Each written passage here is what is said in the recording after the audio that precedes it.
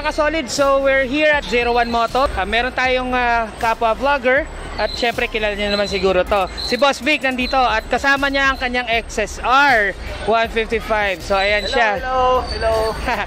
Shout out sa lahat ng nanonood, no. Safe ride sa atin lagi. Always safe ride. So ayun, so ipapakita natin sa inyo yung mga kinabit ni Boss Vic sa kanyang XSR 155. So Boss Vic, pwede nyo bang i-share sa amin yung mga kinabit natin dito sa yung XSR? Okay mga boss, no, ipapakita natin kung ano yung ikinabit. 01 lang ang malakas, 01 number 1. Ito, isa-isahin na natin. Ito ang unang kinabit nila, no. Ito ay port seal cover. Ang purpose nito, bukod sa maporma na, is yung dumi. Wala nang option para pumasok dun sa loob at yun ang nagsisimula para masira yung seal. Diba? Tama? Tama. Ito. Pag meron ka nito, halagang 550 pesos, no? Hindi na masisira yung inyong oil seal ng inyong shock, no? Ng inyong absorber. Mas mahal yun kasi na-encounter ko sa mga ibang motor ko yun.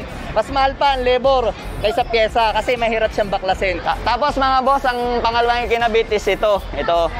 Ito headlight cover, no? Malaking bagay ito dahil kapag may mga foreign object, yung mga bato na nananakbo kayo, mas malaking tsansang masalo nito, no?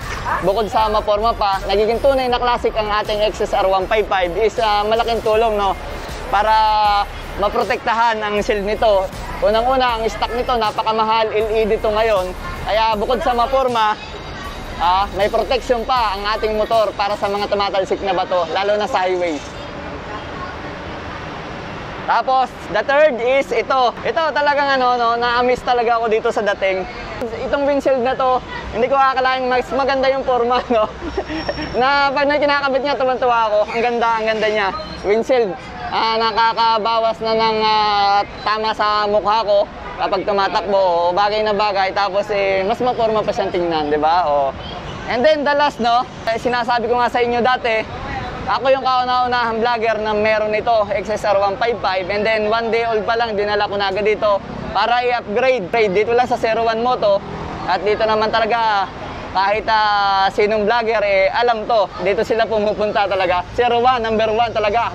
01 lang ang malakas. M4, bullet pipes, yan o. Mas pinili ko pa rin siya mga boss na kulay itim para maging ma-maintain pa rin ang pagiging classic ng ating XSR 155. 01, number 1. Alright mga kasolid, so nakita nyo na, no, si Boss Vic at ang kanyang XSR 155 na syempre alagang 01.